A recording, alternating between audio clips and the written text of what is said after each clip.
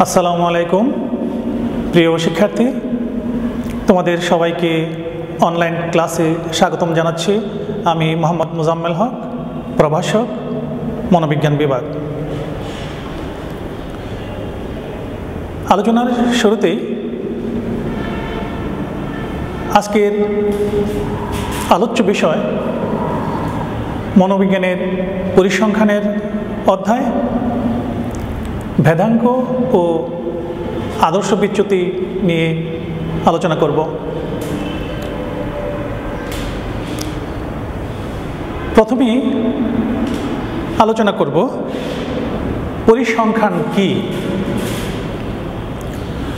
কোনো তথ্য বা উপাত্তের উপর সংখ্যা আরোপকে পরিসংখ্যান বলে।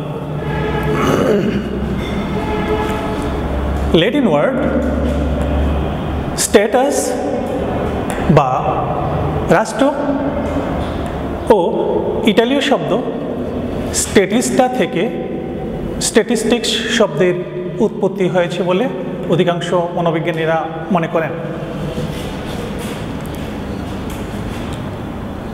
যার অর্থ দাঁড়ায় রাষ্ট্রের কার্যকলাপ, রাষ্ট্র সম্পর্কিত কার্যকলাপ। অর্থাৎ রাষ্ট্রের কার্যকলাপ নির্ধারণে, রাষ্ট্রের কার্যকলাপ পরিচালনে, সুষ্ঠুভাবে পরিচালনা করার জন্য মূলত স্ট্যাটিস্টিক্সের উৎপত্তি। এই প্রসঙ্গে ডক্টর A.L. বাউলি বলেন, statistics may be called the science of counting. অর্থাৎ পরিসংখ্যানকে একটা গণনার বিজ্ঞান হিসাবে আখ্যায়িত করা যায়।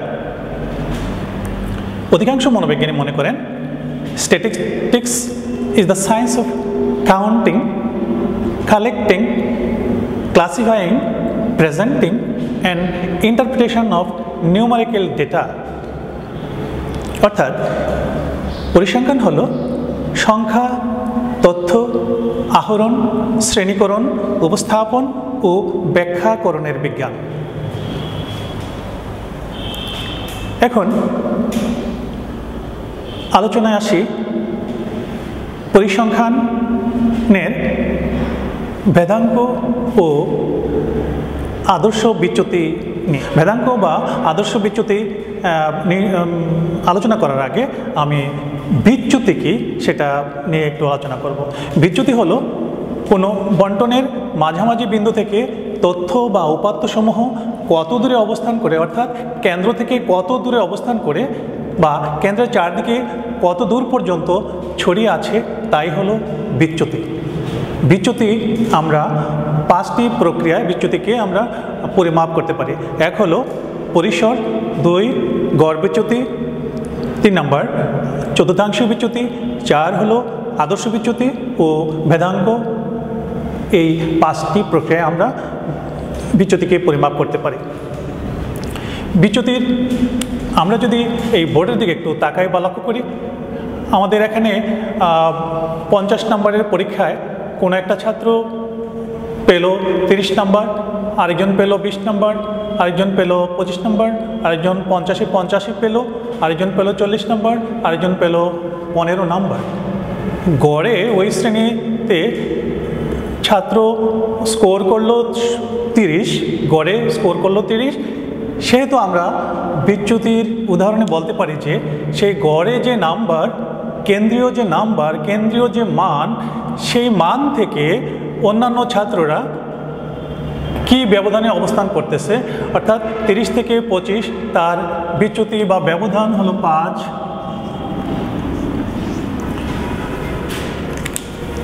30 থেকে 50 তার বিচ্যুতি হলো 20, 30 থেকে 40 তার ব্যবধান বা বিচ্যুতি হলো 10, 30 থেকে 15 তার বিচ্যুতি বা ব্যবধান হলো 15, 30 থেকে 30 তার কোনো বিচ্যুতি নেই। ফলে আমরা এভাবে কেন্দ্রীয় মান থেকে তার সাফল্যাঙ্ক বিয়োগ করে আমরা বিচ্যুতি পরিমাপ করতে পারি। এখন আমরা ভেদাঙ্ক এবং আদর্শ বিচ্যুতির দুটি অঙ্ক সমাধান করে তোমাদের বিচ্যুতির কিভাবে সমাধান করতে হয় বা পরীক্ষায় কীভাবে আসবে সেই দৃষ্টান্ত আমরা উপস্থাপন করব এখন।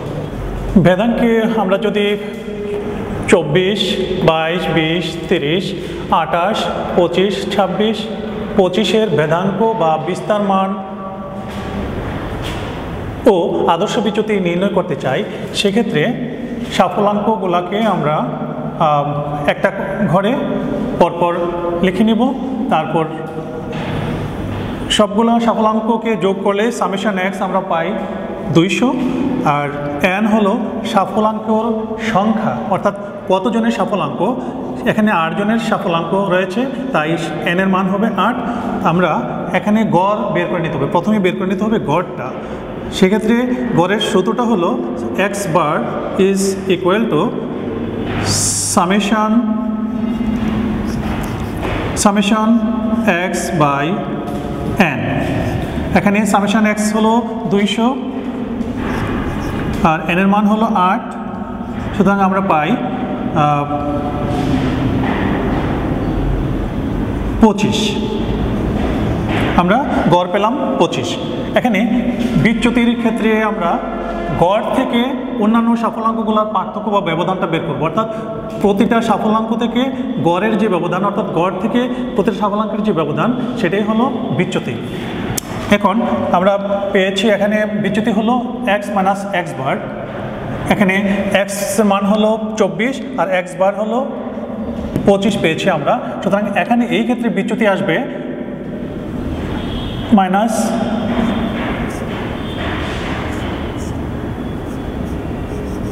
-1। এই ক্ষেত্রে বিচ্যুতি আসবে -3। এই ক্ষেত্রে বিচ্যুতি আসবে -5।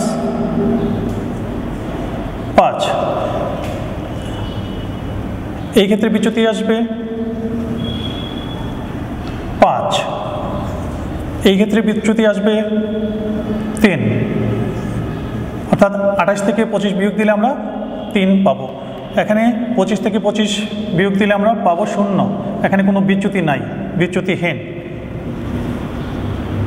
এখানে 26 থেকে 25 বিয়োগ দিলে আমরা পাবো 1। 25 থেকে 25 বিয়োগ দিলে আমরা পাবো 0। এখানেও কোনো বিচ্যুতি আমরা পাবো না। ফলে তৃতীয় পর্যায়ে আমরা বিচ্যুতির বর্গ এক্স মাইনাস এক্স বার যেটা বের করলাম তার বর্গ করে নিব, অর্থাৎ এইটাকে বর্গ করে নেব। 1 মাইনাস 1কে বর্গ করলে আমরা পাবো 1, কেবলই 1। 1 এ 1 আর 3কে বর্গ করে আমরা পাচ্ছি 9। এখানে 5কে বর্গ করে পাচ্ছি আমরা 25। এখানে 5কে আমরা বর্গ করে পাচ্ছি 25, মাইনাস 5কেও বর্গ করলে আমরা পাচ্ছি 25 আর 5কেও বর্গ করলে আমরা পাচ্ছি 25। 3কে বর্গ করে আমরা পাচ্ছি 9। এখানে বিচ্যুতির বর্গ করছি। এখানে 0 থেকে 0কে যদি আমরা বর্গ করি 0ই আসবে। 1কে বর্গ করলে আসবে 1। এখানে 0কে বর্গ করলে আসবে 0। ফলে আমরা সবগুলা বিচ্যুতি এখানে পেলাম, অনেকগুলো বিচ্যুতি, 8টা বিচ্যুতি পেলাম। 1টা 2টা 3টা 4টে 5টা 6টা 7টা 8টা। 8টা বিচ্যুতিকে যোগ করলে আমরা পাবো বিচ্যুতির সমষ্টি summation x minus x bar whole square is equal to, আমরা কত পেলাম? 25, 25, 50, 60, 70। বিচ্যুতির যোগফল পেলাম আমরা 70। এখন আমরা ভেদাঙ্ক বের করব। ভেদাঙ্কের সূত্রটা হলো ভেদাঙ্ক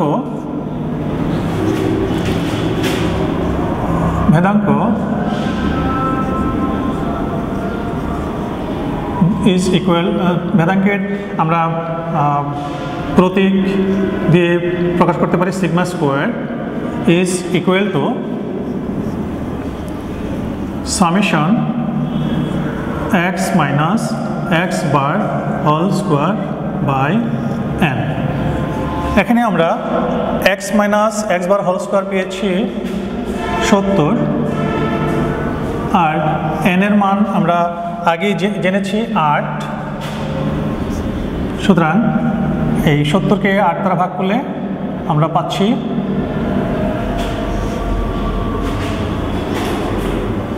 8.5।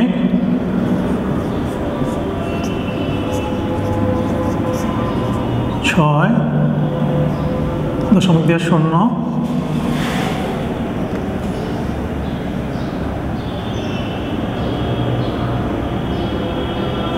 7 56 4 0 40 5 40 অর্থাৎ 8.75 আমরা ভেদাঙ্ক পেলাম 8.75। এখন ভেদাঙ্ককে যদি আমরা বর্গমূল করে দিই, সুতরাং আদর্শ বিচ্যুতি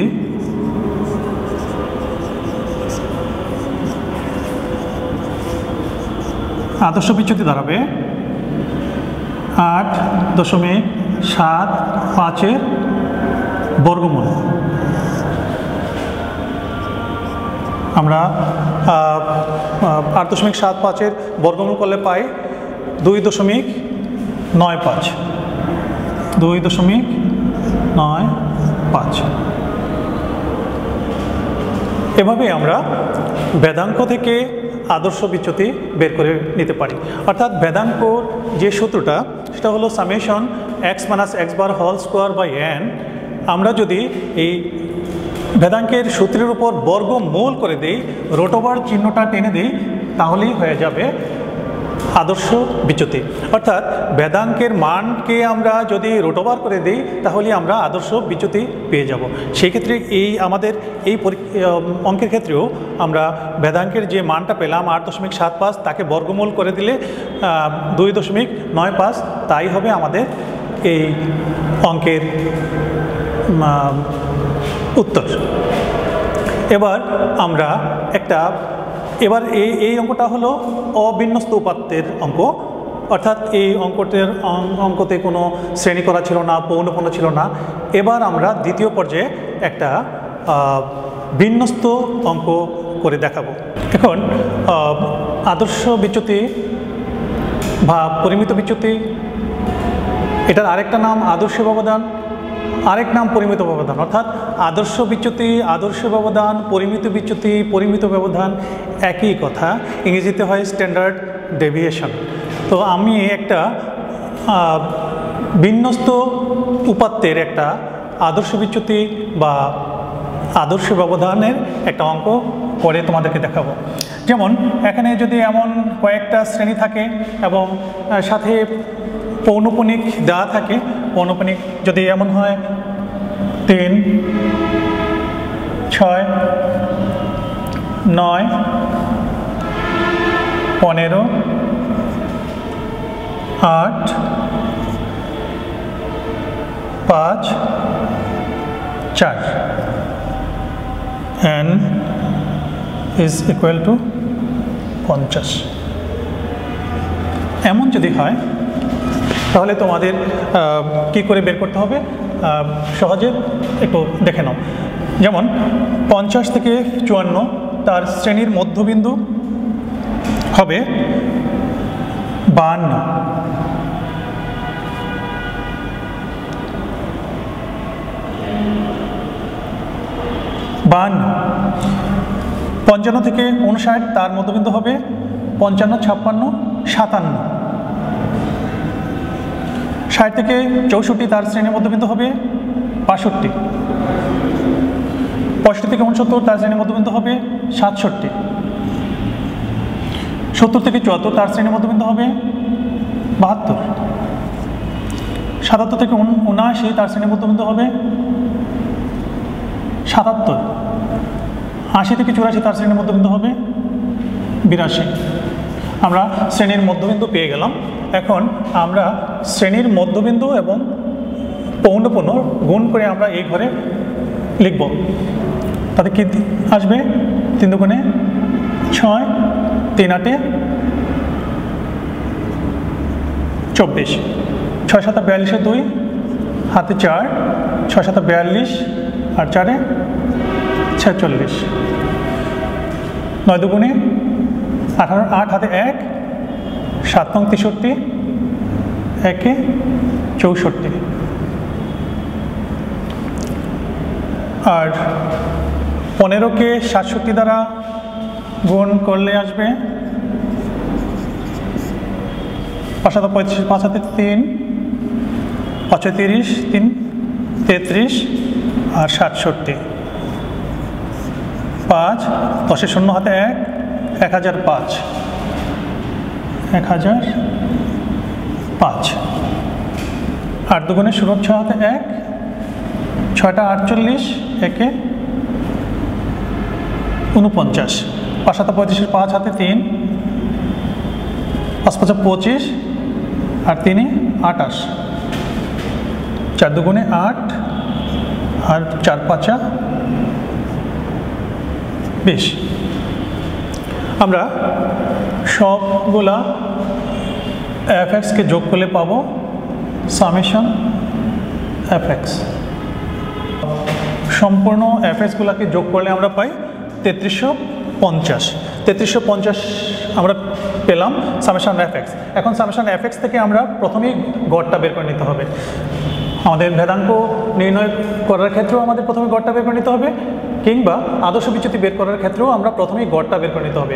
গড়টা বের করার পরে আমরা বিচ্যুতিটা বের করব, বিচ্যুতিটা বের করার পরে আমরা আদর্শ বিচ্যুতির বর্গটা বের করব, বিচ্যুতির বর্গ বের করার পরে অর্থাৎ বিচ্যুতিকে সেই সংখ্যা দিয়ে গুণ করলে আমরা বিচ্যুতির বর্গ পেয়ে যাব।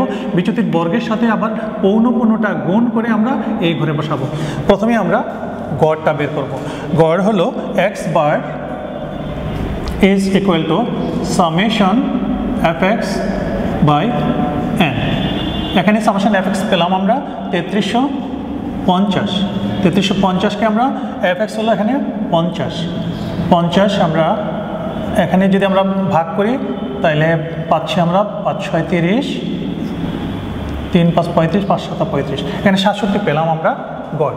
এখন 67 আমরা গড়টা প্রতিটা শ্রেণীর মধ্যবিন্দু থেকে আমরা গড়টা বিয়োগ দিয়ে আমরা এখানে বিচ্যুতিটা বের করব।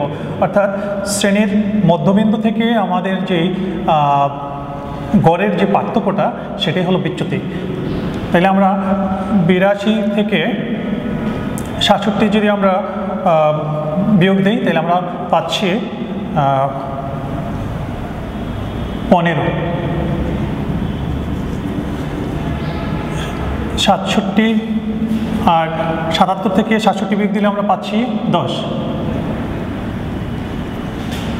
67 থেকে 67 বিয়োগ দিলে আমরা পাচ্ছি 0।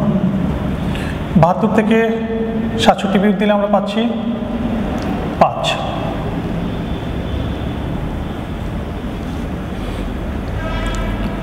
এখানে 57 থেকে 67 বিয়োগ দিলে আমরা পাচ্ছি -10।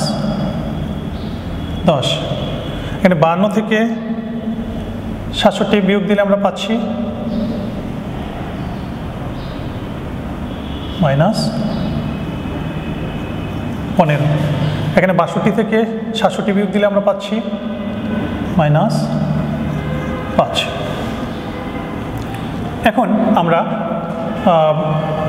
বিচ্যুতি পেলাম 1 2 3 4 5 6 7 8টা আমরা বিচ্যুতি 7টা বিচ্যুতি পেলাম। এখন এই বিচ্যুতিগুলোকে আমরা বর্গ করলে আমরা পাবো বিচ্যুতির বর্গ। 15কে 15 দ্বারা গুণ করলে আমরা পাবো 225। 10 10 100, 5 5 25, 0কে 0 দিয়ে গুণ দিলে 0। আমরা 5কে বর্গ করলে আমরা পাবো 25, 10কে বর্গ করলে আমরা পাবো 100, 15কে 15 দিয়ে গুণ করলে অর্থাৎ আমরা 15কে বর্গ করলে আমরা পাবো 225। এখন বিচ্যুতির বর্গকে আমরা পৌনঃপুন্য দিয়ে গুণ দিয়ে দেব। এই পৌনঃপুন্য দিয়ে বিচ্যুতির বর্গকে গুণ করে দেব, যা ফলাফল পাবো সেটা এখানে বসিয়ে দেবো। অর্থাৎ 225কে আমরা 3 দিয়ে গুণ দেব, 3 দুগুণে 600, 3 25 75, 675। আর 6কে 100 দিয়ে গুণ দিলে পাবো আমরা 600। 25কে 9 দিয়ে গুণ দিলে আমরা পাবো 8 25 200, 9 25, 225। 15কে 0 দিয়ে গুণ দিলে আমরা পাবো 0, 8কে 25 দিয়ে গুণ দিলে পাবো আমরা 200।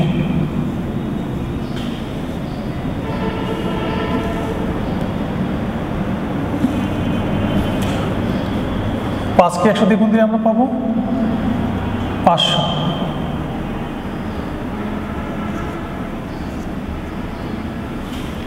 4কে 225 দিয়ে গুণ দিলে আমরা পাবো 900। 4 দুগুণে 8, 4 25, 100, 900। সবগুলো বিচ্যুতির বর্গ এবং পৌনঃপুন্যের যে গুণফল সবগুলোকে যোগ করলে আমরা পাবো summation f into x minus x bar whole square is equal two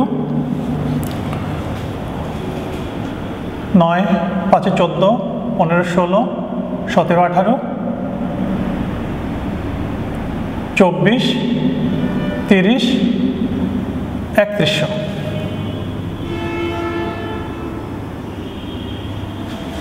এখন আমরা আদর্শ বিচ্যুতি বের করব, ভেদাঙ্ক বের করব, তারপর আমরা আদর্শ বিচ্যুতি বের করব।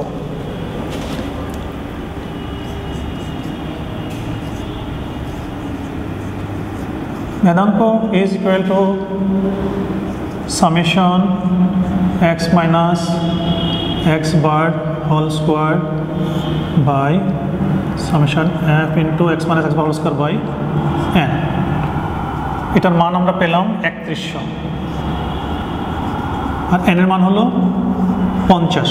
তাহলে দাঁড়ালো 0 0 যদি কাটি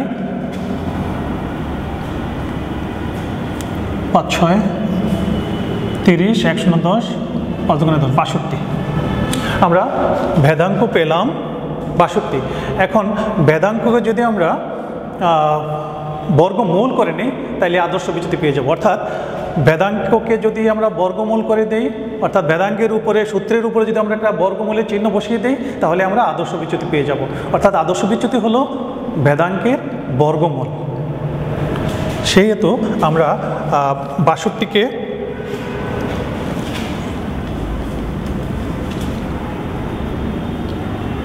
আদর্শ বিচ্যুতি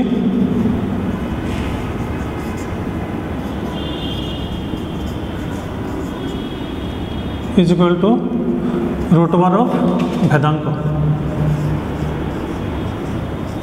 সমান সমান ভেদাঙ্ক হলো 62, root over of 62 সমান সমান আমরা পাই 7.874।